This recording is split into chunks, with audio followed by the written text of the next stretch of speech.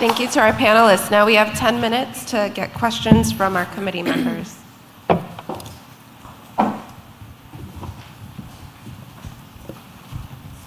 Good morning. Peter Burehouse from Montana State University. Thank you. We had the education panel and the research panel, and now the doers, the practice. And we've heard the point about, how little the traditional healthcare system actually addresses the really important problems of social determinants. But yet that's the part of the system that has most of the money and resources. Do you have any thoughts about how do we get some of that money to transfer out into your worlds? And Coletta, I'm kind of looking at you. I think you've been right there. But truly, in a broad way, we do need to reallocate our healthcare resources if we're going to get there, because no amount of education and research is going to get us there. The practitioners have to have the resources. How do we get that money and other resources into your world? I think you're going to have to go to the July program.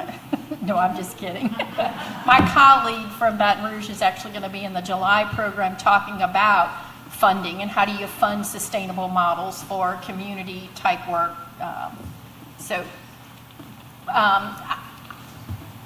There are probably multiple different ways to go about doing that. There are some financing mechanisms within state government as far as they're called low-income needy collaborative agreements, and they are a financing mechanism where you can take local or state dollars, and the federal government through HHS will match that at a rate or a percentage based upon your uninsured or in your community, and you're able to take those dollars and expand those. And sometimes we've not taken that approach at the local level to be able to say, well, why aren't we using some of our local tax dollars? I'll give you a small example of something that's evolving, so I don't want to give too many specifics, but a local tax got passed. It'll generate $6.1 million to address mental health. Well, there are providers in the community that have state contracts that could take that $6.1 million, and if they get the contract, they can turn that into one of those low-income needy collaborative agreements, and that 6.1 now becomes 14.2. So with that, you can bill for the services but the things that you can't bill for, like a sobering center, a respite center around mental health, those are the things that you can't bill for. So the $6.1 million tax that you created would fund those services, because now you found a way to pay for the clinical services, running it through those types of agreements. I believe what we heard in the research group was we don't have to know the answers to everything, we just have to know where to go ask the questions. And we have to be comfortable saying, how can we get this done? What are there? We are required as not-for-profit hospitals. I heard someone say we're really not doing a lot in housing. I think you would be surprised to see the evolution, because I believe the next step in social determinants is healthy housing. Just as many of our colleagues in that sector are doing some more work, or starting to ask the questions, what do social impact bonds look like, and how do we invest in housing to address some of those health? So I think that we're just on the cusp of that. But I believe we have to ask those questions. There are financing mechanisms out there. We just have to be bold enough to go ask for them and figure out how to implement them. We took two competing health plans, Blue Cross Blue Shield Foundation and Humana Foundation, put them together, and together they have funded a $1.7 million grant targeted in one of our zip codes to look at food security and social isolation. Because there's a spirit of collaboration and co-opetition. So now I use that word right, co-opetition. We're going to compete like crazy as hospitals, but we're going to collaborate and cooperate in public health. And so that type of approach, I think, can be replicated in many, many, many other communities. And Jamiana, I just want to say thank you for these great presentations. And I have a quick question for Tiana. And my question is, you mentioned about the comprehensive risk assessment. Is that the role of the nurse, gathering that comprehensive assessment? And what percentage of the patients are you doing the assessment on? Right, so yes, that is the primary role of the nurse, is to complete the comprehensive risk assessment, and we're screening every patient in the acute care setting. Yes, in acute. We also screen in ambulatory, but in acute, every patient is screened for food insecurities and for behavioral health. Mary Wakefield, thanks so much to each of you for some really wonderful comments and insights shared with us today. Really appreciate it. This is my question for you. I'd like you to reflect on the prior two panels for just a minute. And so, in other words, thinking about education of nurses and thinking about research that nurses conduct in this particular area, would you comment on what you see as, from your practice environments, what you see as the most important areas of focus in terms of research and education? What are the opportunities or gaps that either opportunities, education and research where we've got a lot of good activity and we need to leverage more into those areas, or gaps, challenges that are from your vantage point, at least, in working with nursing students, your own experience in your work environments, or what the misses might be, as I said, the gaps in education. So in other words, how can we better prepare this next generation of nurses to do the kinds of work that you're doing? What kinds of research do we need?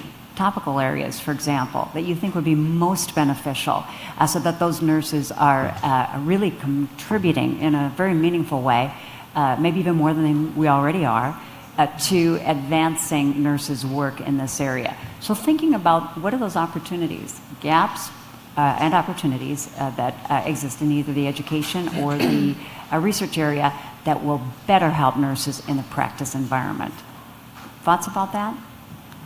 It's a great question. So I would say, in terms of even with nursing students and even with some of our nurses, if we're screening for social determinants, right?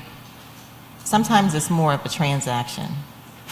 Do you have housing issues? Are you a victim of domestic violence? Do you have a problem with your life? It becomes more of a transactional. Instead of building a trust and relationship first, it becomes transactional. And so how do we really ingrain into our curriculum and into our profession the need to be very authentic and engaged?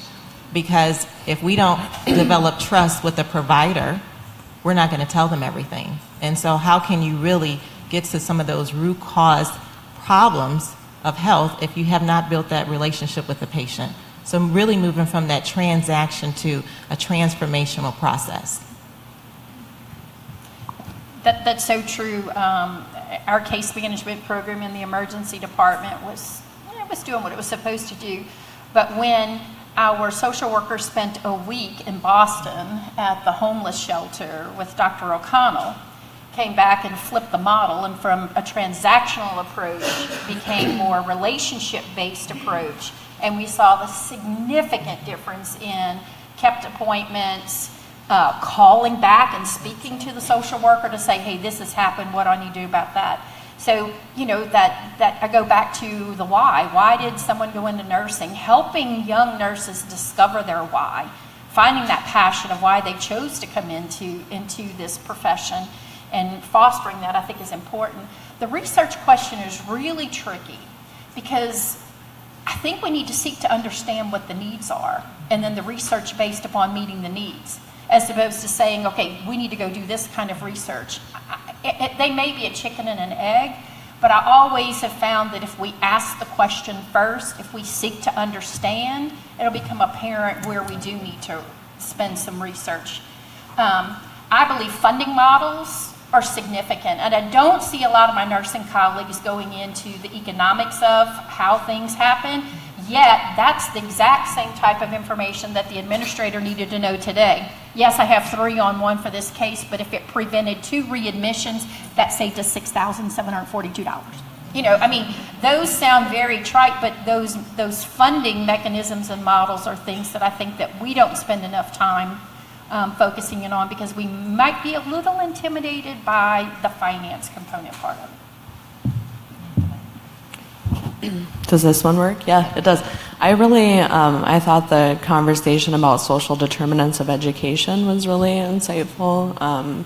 And I didn't know there were charter programs out there, charter schools for high school intervention. That's something that I feel like nurses coming from a background similar to mine has struggled to be able to get the larger academic community in our communities to understand, is that these kids aren't even making it out of their communities, and they won't make it in college because there's nobody to teach anatomy and physiology at their high school, or there's no chemistry class offered, so they come to college, and even if they do make it there, they're very overwhelmed. They might have to work while they're in school. I know when I did my 2-year RN before my BSN, and I know like one of the first days of class, the program director said, "I better not hear that any of you are working while you're in this program." And almost all of us were. We were in a 2-year ADN program. The realistic fact of the matter is probably 90% of us were working, but we had to lie about it just to get through nursing school. Because then it was like, well, I better not tell them I don't want to get kicked out, and this is something I really want to do. So yeah, sometimes those social determinants of education put people between a rock and a hard place and makes it even harder to get through school. We can take one more question. If not, I don't know if I'm allowed to answer any question. But to answer your question, I think it's important for students to get experience with community-based service learning within their curriculum. And so we have a model set up at DePaul for that, where students go out to different nonprofit organizations where they do service hours, and that's embedded throughout their 2-year program. So that really gets the students exposure to diverse communities, maybe very different from where they come from. They develop projects which are kind of like mini research projects, where they help to address ask questions from the community members that are served, and try to identify what are the real needs and how can they create projects that can address them. So that sort of model, it seems to have worked really well for our students, to just make sure that they're more culturally competent and are really prepared to take care of anyone when they go out and practice. How much time? So it's 16 hours per quarter, and that's spread over the full 2 years, and they just stick with that one nonprofit organization for the full 2 years. Okay. All right, well, thank you, panelists. Now, Sue Hassmiller will guide us through the invited and public comments.